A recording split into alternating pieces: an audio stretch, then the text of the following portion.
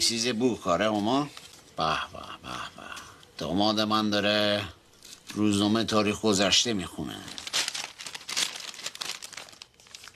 پدر من در خوابی عمیقه. همسرم داره تدریس زبان میده بچه منه. خواهرم داره سبزی ریز ریز ریز میکنه. باریکالله. زندگی در کمال آرامش جریان داره. همه چی آرومه. من چقدر خوشبختم. به به. چرا دارین من بازی میدین شما؟ چرا میخواین شما همه چی رو عادی جلوه بدین؟ چرا دارین من صحنه سازی درست میکنین؟ من باختم، بعدم باختم. من آبروی شهر من بردم. سقف من رو سر من خراب شده. خرج من زن من داره میده.